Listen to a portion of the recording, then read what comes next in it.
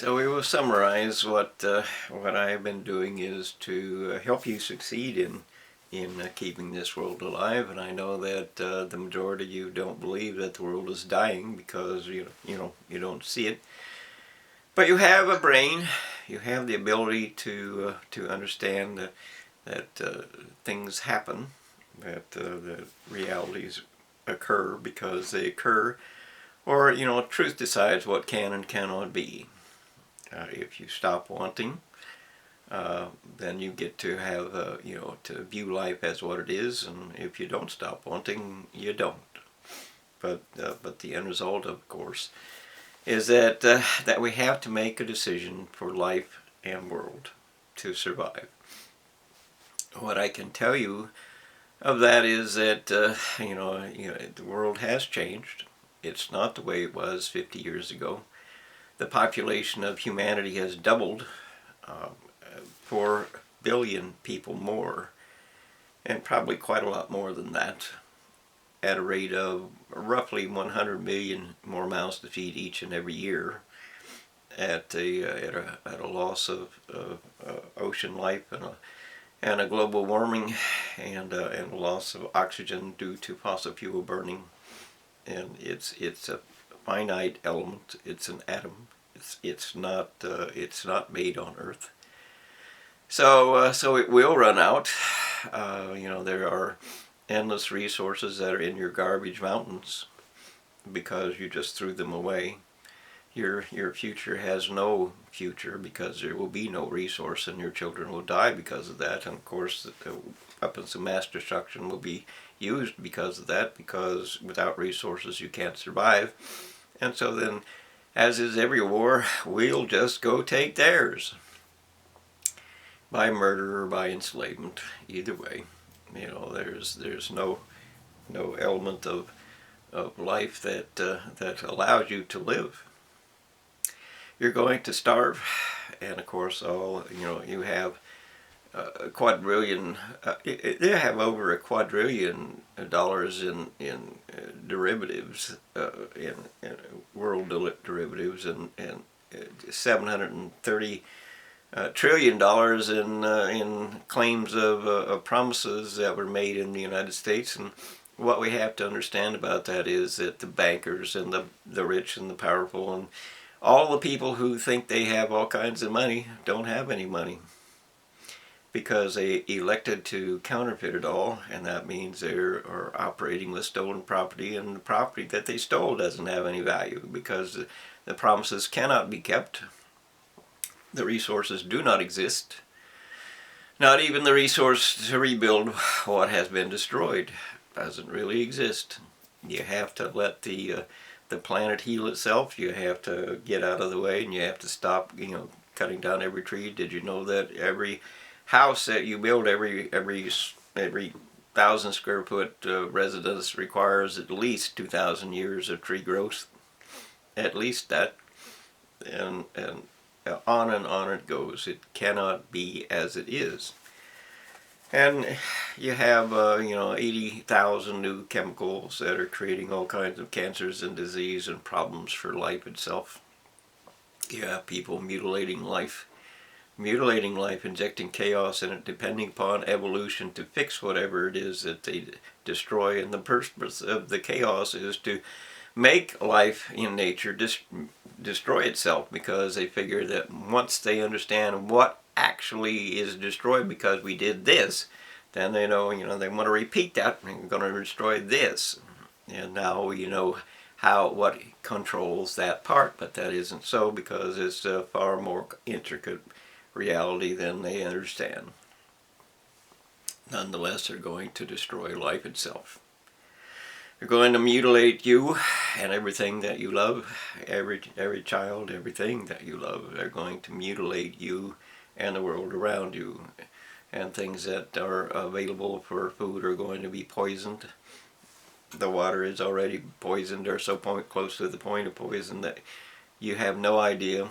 Go look at the water table. You have to go to the water survey people of your state or nation or whatever and inquire of them directly, and you have to peel the layers of trash that are in front of them out so that they tell you the truth, and so on. You don't have a future.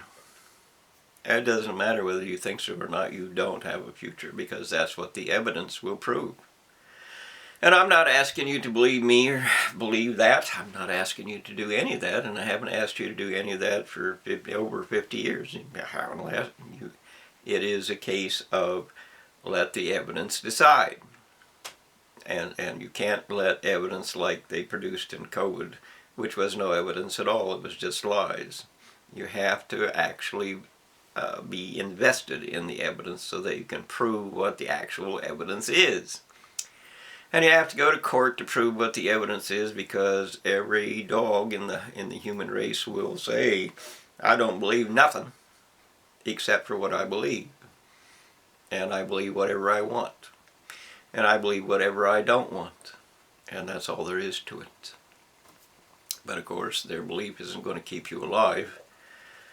And so you have to identify what is and is not true. And in this nation of the United States, our purpose here is redress, which means that we're going to take our evidence that you're not doing what reality and life and society and the preamble actually requires you to do in this nation to honor and respect our society.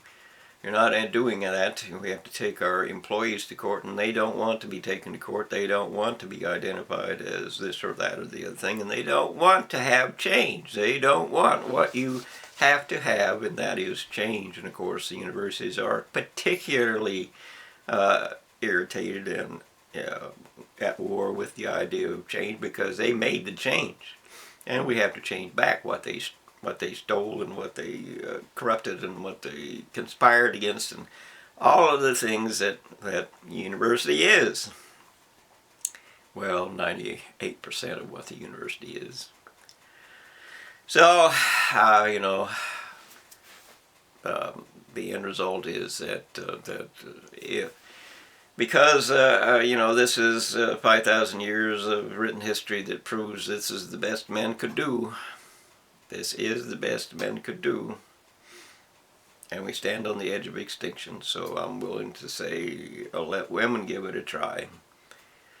And I invested myself in, say, let me out of here, take me into eternity. I'm ready to go, but eternity said, nope, you're not done yet. And so I had to turn back the other direction. And the end result is, if men cannot save this life on earth, if they will not do it, then we have to turn to women, and we have to find in women a solution that will work. Because the end result is that men will turn to war no matter what. Not because they have to, but because the leader will make them turn to war, and the predators will bite at them, and they will just follow. So we have to try the alternate, which is women, and of course, that doesn't make them better.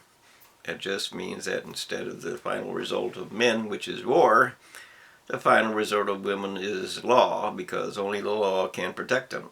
The law is their protector, and without the law, they have no protection whatsoever. So it is in their best interest to actually produce the law and create the law that is justified and is fair for all, so that we can, in fact, control our world with law. So the better opportunity of trying to decide what is or is not of value in this society, on this earth, is to let women give it a try. It is their right to try. Why should they die without a chance to try? Why should they? There is no reason that they should not try. So the end result is that, as I tried to explain in Revelation 17:3, the spiritual woman that is actually on this planet, because she had invaded my world, is actually now in control of my life too, and you can find all the gossip and the ridicule and everything that you want because of that, because I'm not here to convince you. I'm here to ask you to investigate the evidence and prove what is true of your own life. It doesn't matter what is true of my life. It matters what is true of your life and your future and your earth. That isn't actually yours. Respect it. And of course people say, I won't respect it, because they don't respect it, because the university has led them to believe that there's such things as evolution, which is a complete lie. And such things as, no consequences for us, and such things as let the children pay for what we do, and such things as throw it all away, it don't matter, and all of that, which of course none of it was true. So we have to fight back with law so that we can in fact save this earth, and we can in fact save the children that are here and all life on earth, and that includes the oceans. And of course, if you don't feed the oceans, they're not going to survive, because you polluted it so badly and overrun it so badly and poisoned it and everything you could think of so badly that the ocean life is going to die soon. It is going to die soon. And you're going to run out of oxygen, because, take a look at all those cars and all that heat and all that everything, and understand that oxygen is an element. It's on the periodic table, and that means it's an atom, and we don't make atoms. We don't produce atoms. Trees don't produce atoms. Oceans don't produce atoms. Oxygen is released, and that's how we use it, but there is an end to it, and that means you'll die from lack of breath in the future, and it won't be that far away. You'd be surprised. Take a look at all the vehicles that you run, all the fuel that you burn, all the everything that you do. Your world is not the same as it once was. Your world is on the edge of extinction.